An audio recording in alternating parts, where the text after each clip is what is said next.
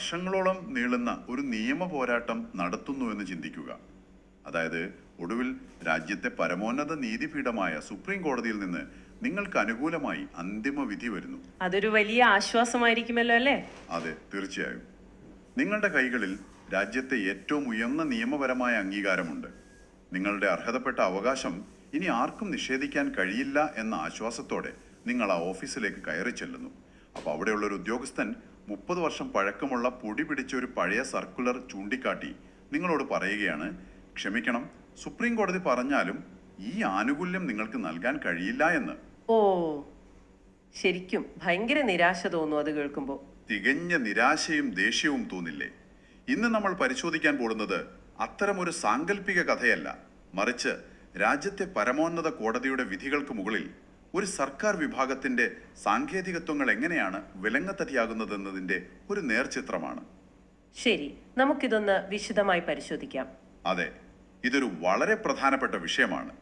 നമ്മുടെ മുന്നിൽ ഇന്നുള്ളത് വളരെ നിർണായകമായ ഒരു രേഖയാണ്. അതായത് 2026 ഓഗസ്റ്റ് 18 കൊല്ലം MP ആയ ശ്രീ NK പ്രേമചന്ദ്രൻ ഇന്ത്യൻ പ്രധാനമന്ത്രിക്ക് നേരിട്ട് നൽകിയ ഒരു ഔദ്യോഗിക കത്താണിത്. ഈ കത്ത് വിരൽ ചൂണ്ടുന്നത് നമ്മുടെ രാജ്യത്തെ ലക്ഷക്കണക്കിന് വരുന്ന മുതിർന്ന പൗരന്മാർ നേരിടുന്ന വളരെ ഗൗരവതരമായ ഒരു പ്രതിസന്ധിയിലേക്കാണ്. ശരിക്കും പറഞ്ഞാൽ 1995 എംപ്ലോയീസ് പെൻഷൻ സ്കീം, അതായത് EPS 95 കീഴിൽ വരുന്ന ഉയർന്ന ശമ്പളത്തിന്മേലുള്ള പെൻഷൻ നിഷേധിക്കപ്പെടുന്നതുമായി ബന്ധപ്പെട്ടാണ് ഈ കത്ത്. അതായത് ഈ പെൻഷൻ ഓൺ ഹയർ വേജസ് എന്ന് നമ്മൾ പറയുന്ന കാര്യം അല്ലേ? അതെ, കൃത്യമായി പറഞ്ഞാൽ അത് തന്നെ. ഒരു കാലത്ത് തങ്ങളുടെ യുവത്വം മുഴുവൻ രാജ്യത്തിനു വേണ്ടി ചെലവഴിച്ച ഒരു തലമുറ തങ്ങളുടെ വിശ്രമ ജീവിതത്തിൽ അർഹതപ്പെട്ട പെൻഷന് വേണ്ടി ഓഫീസുകളും കോടതി വരാന്തകളും കയറിയിറങ്ങാൻ നിർബന്ധിതരാകുന്നതിന്റെ ഒരു യഥാർത്ഥ ചിത്രമാണ് ഇതിൽ കാണാൻ സാധിക്കുന്നത്. അനുകൂലമായ കോടതി വിധികൾ ഉണ്ടായിട്ടും എന്തുകൊണ്ടാണ് സാധാരണക്കാരായ ഈ മനുഷ്യർക്ക് നീതി ലഭിക്കാത്തത് എന്നതാണ് എന്നെ ശരിക്കും അത്ഭുതപ്പെടുത്തുന്നത്. എനിക്കിത് കേൾക്കുമ്പോൾ തോന്നിയൊരു സാമ്യം പറയാം. അതായത് നമ്മൾ മുഴുവൻ പണവും അടച്ച് ഒരു കാർ വാങ്ങുന്നു എന്ന് വെക്കുക. ശരി, അതിന്റെ ഉടമസ്ഥാവകാശം സംബന്ധിച്ച് എന്തെങ്കിലും തർക്കം വന്നാൽ കോടതി ഇടപെട്ട് ആ കാർ നമുക്ക് അർഹതപ്പെട്ടതാണെന്ന് വിധിക്കുന്നു. എന്നിട്ടും ആ കാർ ഡീലർ നമുക്ക് താക്കോൽ തരാതെ എന്തൊക്കെയോ വിചിത്രമായ കാരണങ്ങൾ പറഞ്ഞ് ദിവസവും നമ്മളെ വട്ടം കറക്കുന്നതിന് തുല്യമല്ലേ ഇത്? വളരെ കൃത്യമായ ഒരു ഉദാഹരണമാണ് നിങ്ങൾ പറഞ്ഞത്. ഇവിടെ കോടതി വിധിച്ചിട്ടും പെൻഷൻ കൊടുക്കാൻ അധികാരികൾ തയ്യാറാകുന്നില്ല. എനിക്കൊരു കാര്യം മനസ്സിലാകുന്നില്ല. അതായത് ഈ EPFO അഥവാ എംപ്ലോയീസ് പ്രൊവിഡന്റ് ഫണ്ട് ഓർഗനൈസേഷൻ കരുതിക്കൂട്ടി ഈ പ്രായമായവരെ ദ്രോഹിക്കുകയാണോ? അതോ ഈ ഉയർന്ന പെൻഷൻ കൊടുത്തു കഴിഞ്ഞാൽ തങ്ങളുടെ ഫണ്ടെല്ലാം തീർന്നുപോയി സംവിധാനം തന്നെ തകർന്നേക്കാം എന്നെന്തെങ്കിലും ന്യായമായ ഭയം അവർക്കുണ്ടോ? ഇവിടെയാണ് നമ്മൾ സിസ്റ്റത്തിന്റെ ഒരു പ്രവർത്തന രീതി കൃത്യമായി മനസ്സിലാക്കേണ്ടത്. EPFO കരുതിക്കൂട്ടി ആരെയും ദ്രോഹിക്കാൻ ശ്രമിക്കുകയാണെന്ന് നമുക്ക് ഒറ്റയടിക്ക് പറയാൻ കഴിയില്ല. ഒരു വലിയ സാമ്പത്തിക സ്ഥാപനം എന്ന നിലയിൽ തങ്ങളുടെ കൈവശമുള്ള ഫണ്ടിന്റെ സുരക്ഷയെക്കുറിച്ച് അവർക്ക് തീർച്ചയായും ആശങ്കകൾ ഉണ്ടാകാം. അത് സ്വാഭാവികമാണല്ലോ. അതെ, ലക്ഷക്കണക്കിന് ആളുകൾക്ക് മുൻകാല പ്രാബല്യത്തോടെ ഉയർന്ന പെൻഷൻ നൽകേണ്ടി വരുമ്പോൾ ഉണ്ടാകുന്ന സാമ്പത്തിക ബാധ്യത ഒട്ടും ചെറുതായിരിക്കില്ല. എന്നാൽ ഈ ആശങ്കകൾ പരിഹരിക്കേണ്ടത് സുപ്രീം കോടതിയുടെ ഉത്തരവുകൾ മറികടന്നുകൊണ്ടോ അല്ലെങ്കിൽ കുറുക്കുവഴികളിലൂടെ അപേക്ഷകൾ നിരസിച്ചുകൊണ്ടോ ആകരുത്. അത് ശരിയാണ്. കോടതി പറഞ്ഞാൽ പിന്നെ അനുസരിക്കണ്ടേ? തീർച്ചയായും. ഒരു ജനാധിപത്യ രാജ്യത്ത് സുപ്രീം കോടതി ഒരു നിയമപ്രശ്നത്തിൽ അന്തിമ തീർപ്പ് കൽപ്പിച്ചു കഴിഞ്ഞാൽ അത് നടപ്പിലാക്കാൻ എക്സിക്യൂട്ടീവ് ബാധ്യസ്ഥരാണ്.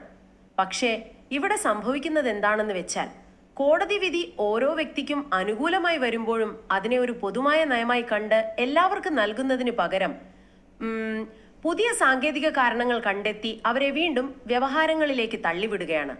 അപ്പൊ ഈ പറയുന്ന സാങ്കേതിക കാരണങ്ങൾ എന്താണെന്ന് നമുക്കൊന്ന് വ്യക്തമായി പരിശോധിക്കാം. കാരണം കത്തിൽ MP വളരെ കൃത്യമായി ഒരു തീയതിയും ഒരു സർക്കുലറും എടുത്തു പറയുന്നുണ്ട്. അതെ, ആ ജനുവരിയിലെ സർക്കുലർ. അതായത് 2025 ജനുവരി 18 EPFO പുറത്തിറക്കിയ ഒരു സർക്കുലറാണ് ഇപ്പോഴത്തെ പ്രധാന വില്ലൻ. പ്രത്യേകിച്ച് ഈ ഇളവ് ലഭിച്ച സ്ഥാപനങ്ങൾ അഥവാ എക്സംപ്റ്റഡ് എസ്റ്റാബ്ലിഷ്മെന്റ്സ് എന്ന കാറ്റഗറിയിൽ വരുന്ന ജീവനക്കാരെയാണ് ഈ സർക്കുലർ ഏറ്റവും സാരമായി ബാധിച്ചിരിക്കുന്നത്. ശരിയാണ്. ഈ സർക്കുലർ എങ്ങനെയാണ് അവരുടെ പെൻഷൻ തടയുന്നത്? ഇതൊന്ന് ലളിതമായി വിശദീകരിക്കാമോ? തീർച്ചയായും. ഈ പ്രശ്നത്തിന്റെ യഥാർത്ഥ കാരണം മനസ്സിലാക്കാൻ ഈ വ്യത്യാസം നമ്മൾ അറിഞ്ഞിരിക്കണം. സാധാരണയായി മിക്ക കമ്പനികളിലെയും ജീവനക്കാരുടെ പ്രൊവിഡന്റ് ഫണ്ട് നേരിട്ട് കൈകാര്യം ചെയ്യുന്നത് EPFO ആണ്. ഇതിനെ നമുക്ക് അൺഎക്സംപ്റ്റഡ് സ്ഥാപനങ്ങൾ എന്ന് വിളിക്കാം. അപ്പോ അവരാണ് ഭൂരിഭാഗം പേരും. അതെ.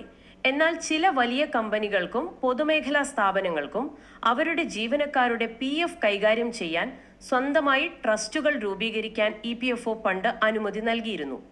EPFOയുടെ അതേ നിയമങ്ങൾ പാലിച്ച് അവർക്ക് കീഴിൽ തന്നെ പ്രവർത്തിക്കുന്ന ഇത്തരം സ്വന്തം PF ട്രസ്റ്റുകളുള്ള സ്ഥാപനങ്ങളെയാണ് ഈ ഇളവ് ലഭിച്ച സ്ഥാപനങ്ങൾ അഥവാ എക്സംപ്റ്റഡ് എസ്റ്റാബ്ലിഷ്മെന്റ്സ് എന്ന് വിളിക്കുന്നത്. ഓഹോ, അപ്പൊ അതാണ് വ്യത്യാസം.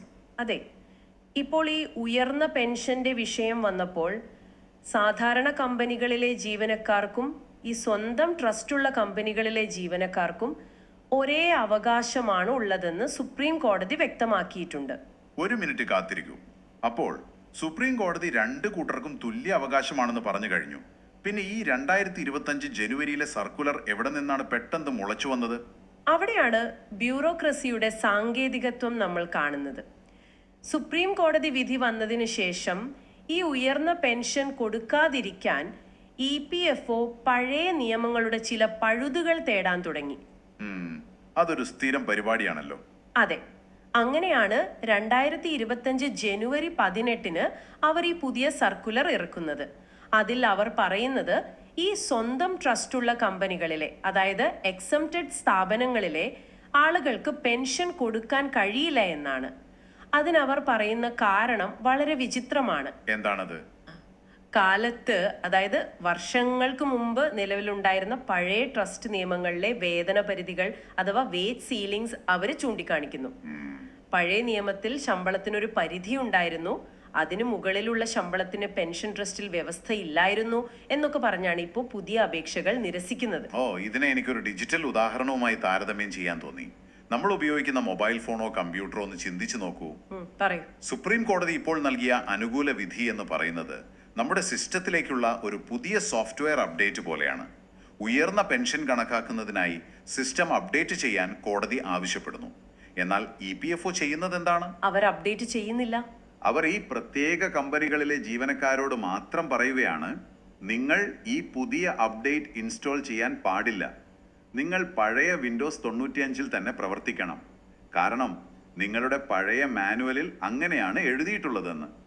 പതിറ്റാണ്ടുകൾക്ക് മുൻപുള്ള പഴയ ട്രസ്റ്റ് നിയമങ്ങൾ കാണിച്ച് ഇന്നത്തെ അവകാശം നിഷേധിക്കുന്നത് സാമാന്യനീതിക്ക് നിരക്കുന്നതാണോ? വളരെ കൃത്യമായ ഒരു ഉദാഹരണമാണിത്. നിലവിലെ നിയമങ്ങൾക്കും പുതിയ കോടതി വിധികൾക്കും മുകളിൽ എങ്ങനെയാണ് കാലഹരണപ്പെട്ട വ്യവസ്ഥകൾ ഉപയോഗിച്ച് ഉദ്യോഗസ്ഥർ ജനങ്ങളെ തടയുന്നത് എന്നതിന്റെ വ്യക്തമായ തെളിവാണിത്. ഇവിടെ നമ്മൾ ശ്രദ്ധിക്കേണ്ട മറ്റൊരു പ്രധാന കാര്യമുണ്ട്. എന്താണത്? കത്തിൽ MP എടുത്തു പറയുന്ന ഒരു കോടതി വിധിയുണ്ട്. 2026 ജൂലൈ 9 ബഹുമാനപ്പെട്ട മദ്രാസ് ഹൈക്കോടതിയുടെ ഡിവിഷൻ ബെഞ്ച് ഒരു സുപ്രധാന വിധി പുറപ്പെടുവിച്ചിട്ടുണ്ട്. അത് പുതിയ വിധിയാണല്ലോ. അതെ. എന്താണ് ആ വിധി? ഈ പറയുന്ന EPFOയുടെ നിയന്ത്രണ വ്യവസ്ഥകളെ ഹൈക്കോടതി അതിൽ കൃത്യമായി ചോദ്യം ചെയ്തിട്ടുണ്ട്. ചരിത്രപരമായ ട്രസ്റ്റ് നിയമങ്ങൾ എന്ന പേരിൽ ഇപ്പോൾ EPFO ചൂണ്ടിക്കാണിക്കുന്ന കാര്യങ്ങൾ അസാധുവാണെന്നും കോടതികളുടെ പുതിയ വ്യാഖ്യാനങ്ങൾക്കനുസരിച്ച് പെൻഷൻ നൽകണമെന്നും മദ്രാസ് ഹൈക്കോടതി വ്യക്തമായി പറഞ്ഞു കഴിഞ്ഞു. അതായത് പരമോന്നത കോടതിയും പറഞ്ഞു. ഇപ്പോൾ ഹൈക്കോടതികളും EPFOയുടെയും നടപടി തെറ്റാണെന്ന് ചൂണ്ടിക്കാണിച്ചു. എന്നിട്ടും ഉദ്യോഗസ്ഥർ പഴയ നിയമങ്ങൾ തന്നെ പിടിച്ചു തൂങ്ങുകയാണ്.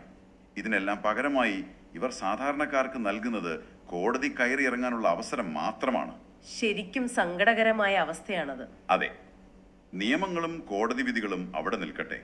ഇതൊന്ന് കേൾക്കുന്ന നിങ്ങൾക്കും എനിക്കും ഈ വിഷയത്തെ കുറച്ചുകൂടി വൈകാരികമായി ഇതിന്റെ ഒരു മാനുഷിക തലത്തിൽ നിന്ന് ഒന്ന് ചിന്തിച്ചു നോക്കാം. ഈ കത്തിലെ ഏറ്റവും ശ്രദ്ധേയമായ ഭാഗവും അത് തന്നെയാണ്. അതെ, MP അത് കൃത്യമായി പറഞ്ഞിട്ടുണ്ട്. ഈ പറയുന്ന അപേക്ഷകരാരും 30ഓ 40ഓ വയസ്സുള്ള ചെറുപ്പക്കാരല്ല. 60ഉം 70ഉം 80ഉം വയസ്സുള്ള, വർഷങ്ങൾക്ക് മുൻപ് ജോലിയിൽ നിന്ന് വിരമിച്ചവരാണ്.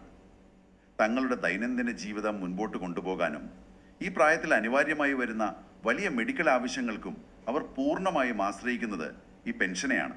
തീർച്ചയായും അവരുടെ ഒരേ ഒരു വരുമാന മാർഗമായിരിക്കും അത്. മാസം തോറും ശമ്പളത്തിൽ നിന്ന് PF പിടിക്കുമ്പോൾ അതൊരു സുരക്ഷിതമായ നിക്ഷേപമാണെന്ന് നമ്മളെല്ലാവരും വിശ്വസിക്കുന്നുണ്ടല്ലേ?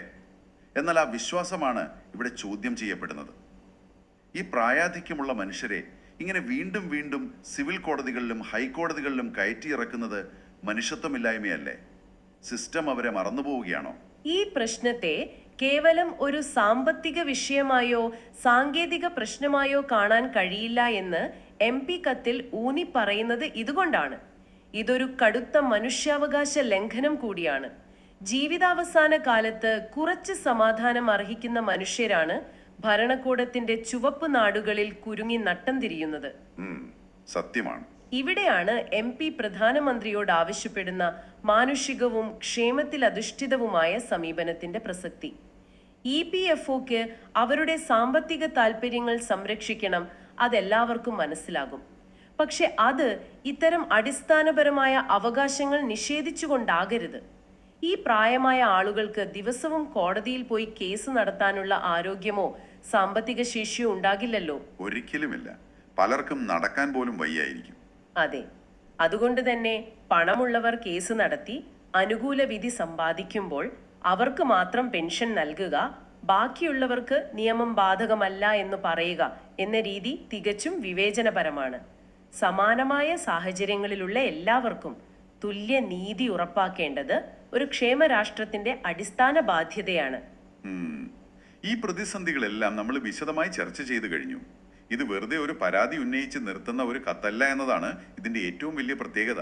അതെ, അദ്ദേഹം പരിഹാരങ്ങളും പറയുന്നുണ്ട്. കൃത്യമായി ഈ പ്രശ്നം എങ്ങനെ പരിഹരിക്കാം എന്നതിനെ കുറിച്ച് വളരെ കൃത്യമായ 5 ആവശ്യങ്ങൾ അഥവാ നിർദ്ദേശങ്ങൾ MP പ്രധാനമന്ത്രിക്ക് മുൻപാകെ വയ്ക്കുന്നുണ്ട്. തൊഴിൽ മന്ത്രാലയത്തിനും EPFOയ്ക്കും സർക്കാർ നൽകേണ്ട അടിയന്തര നിർദ്ദേശങ്ങളായാണ് അദ്ദേഹം ഇതിനെ കാണുന്നത്. നമുക്ക് ആവശ്യങ്ങളിലേക്കൊന്ന് വരാം.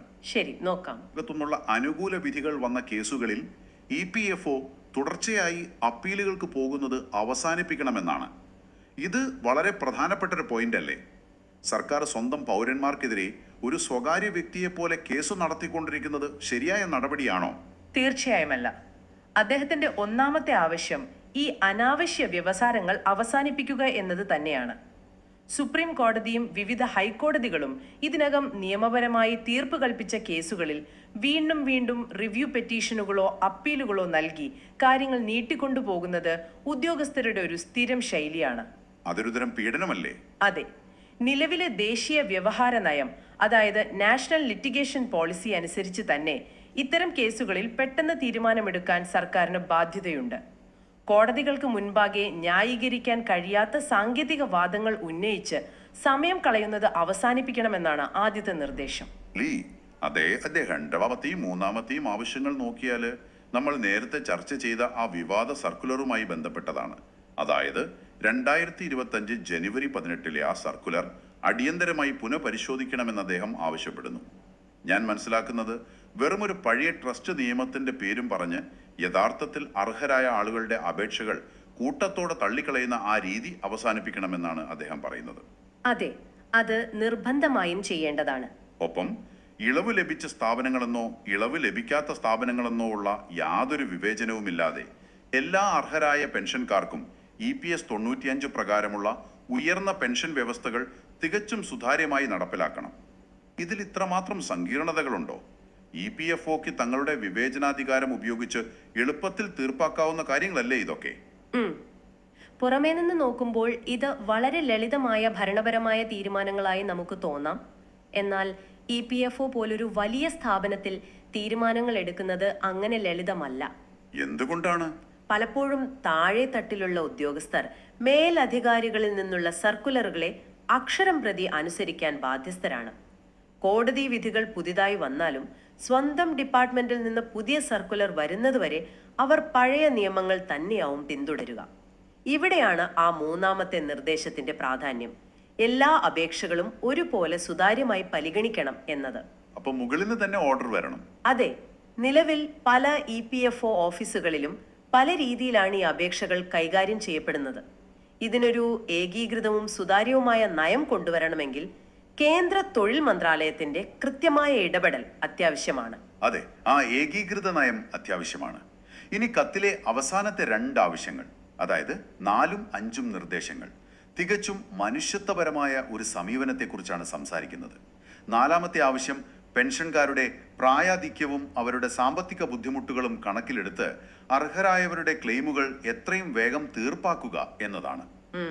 അത് വളരെ പ്രധാനമാണ്. 5ാമതായി അദ്ദേഹം പറയുന്നത്, പ്രായമായ ഈ പെൻഷൻകാരെ വർഷങ്ങൾ നീളുന്ന വ്യവഹാരങ്ങളിൽ കൊടുക്കാതെ ഭരണപരമായ തലത്തിൽ തന്നെ, അതായത് അഡ്മിനിസ്ട്രേറ്റീവ്ലി അവരുടെ പ്രശ്നങ്ങൾ പരിഹരിക്കാൻ നിയമപരമായി സാധ്യമായ ഒരു പ്രത്യേക സംവിധാനം ഉണ്ടാക്കുക എന്നതാണ്. അതെ, കോടതിക്ക് പുറത്തുള്ള ഒരു പരിഹാരം. ചുരുക്കത്തിൽ അദ്ദേഹം പറയുന്നത്, ഈ പ്രായമായവരെ കോടതി വരാന്തകളിൽ കയറ്റി ഇറക്കാതെ വകുപ്പ് തലത്തിൽ തന്നെ ഇതൊന്ന് തീർപ്പാക്കാൻ ഒരു സിസ്റ്റം ഉണ്ടാക്കണമെന്നാണ്.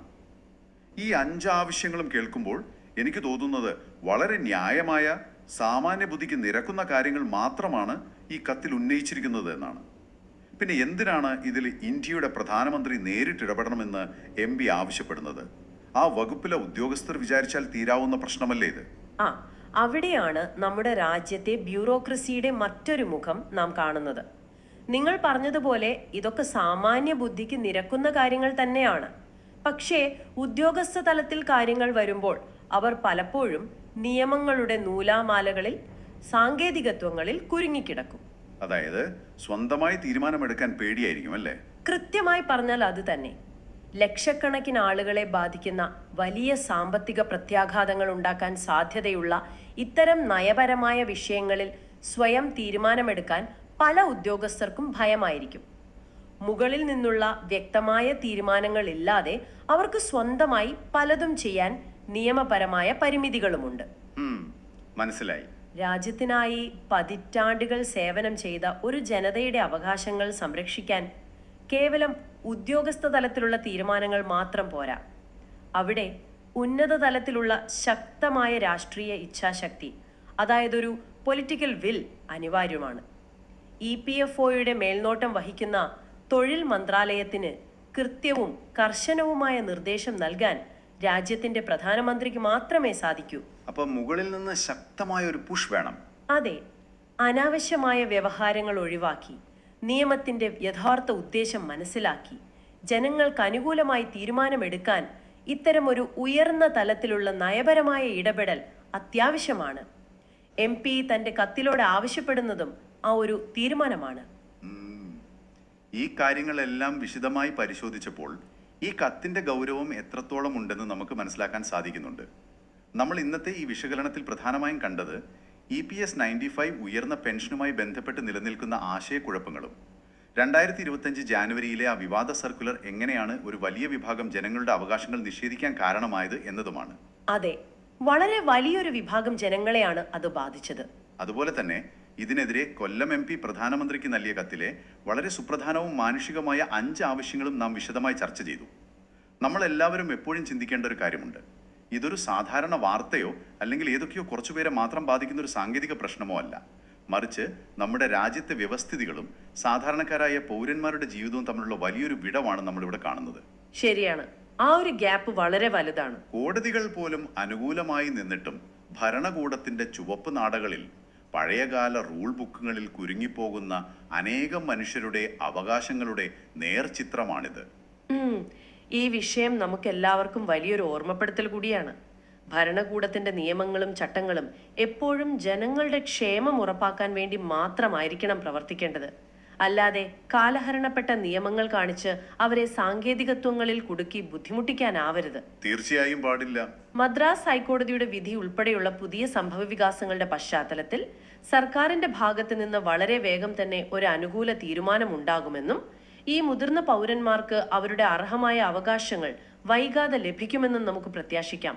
അതെ, എത്രയും വേഗം അവർക്ക് നീതി ലഭിക്കട്ടെ എന്ന് നമുക്ക് ആത്മാർത്ഥമായി ആശിക്കാം. ഇന്ന് നമ്മൾ ഈ രേഖകളിലൂടെ കടന്നുപോയപ്പോൾ എന്ന് വ്യക്തിപരമായി ഏറ്റവും കൂടുതൽ ചിന്തിപ്പിച്ച ഒരു കാര്യമുണ്ട്. അത് നിങ്ങളിലേക്കും കൂടി കൈമാറിക്കൊണ്ട് നമുക്ക് ഇന്നത്തെ ഈ ചർച്ച അവസാനിപ്പിക്കാം. നമ്മളിൽ പലരും ഇപ്പൊ ജോലി ചെയ്യുന്നവരാണല്ലേ? അതെ, ഭൂരിഭാഗം പേരും. എല്ലാ മാസവും നമ്മുടെ ശമ്പളത്തിൽ നിന്ന് ഒരു നിശ്ചിത തുക PF ആയി പിടിക്കുമ്പോൾ നമ്മുടെ ഭാവി തികച്ചും സുരക്ഷിതമാണെന്ന് നമ്മൾ വിശ്വസിക്കുന്നു. അതൊരു കൃത്യമായ ഗണിതശാസ്ത്രം പോലെയാണെന്നാണ് നമ്മുടെ ധാരണ. എന്നാൽ തങ്ങളുടെ ജീവിതത്തിന്റെ സിംഹഭാഗവും രാപ്പകൽ ഭേദമില്ലാതെ ജോലി ചെയ്ത് ഒടുവിൽ വിശ്രമ ജീവിതത്തിലേക്ക് കടന്ന ഈ മുതിർന്ന പൗരന്മാർക്ക് തങ്ങളുടെ സ്വന്തം പണത്തിനായി, അതും കോടതി വിധി ഉണ്ടായിട്ടും, ഭരണകൂടത്തോട് ഇത്രത്തോളം പോരാടേണ്ടി വരുന്നുണ്ടെങ്കിൽ അതൊരു വലിയ ചോദ്യമാണ്. നാളെ നമ്മൾ ഓരോരുത്തരും ജോലിയിൽ നിന്ന് വിരമിക്കുന്ന കാലത്ത് നമ്മുടെ സാമൂഹ്യ സുരക്ഷാ സംവിധാനങ്ങൾ എത്രത്തോളം സുരക്ഷിതമായിരിക്കും? ഭരണകൂടത്തിലും സിസ്റ്റത്തിലുമുള്ള നമ്മുടെ വിശ്വാസം ഈ പെൻഷൻകാരെ പോലെ വാർദ്ധക്യം പ്രാപിച്ച് തളർന്നു പോവുകയാണോ? ഇതൊന്ന് ആലോചിച്ചു നോക്കൂ.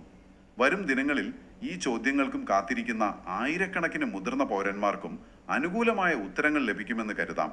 അതുവരെ കേട്ടുകൊണ്ടിരുന്നതിന് നന്ദി. ശുഭദിനം.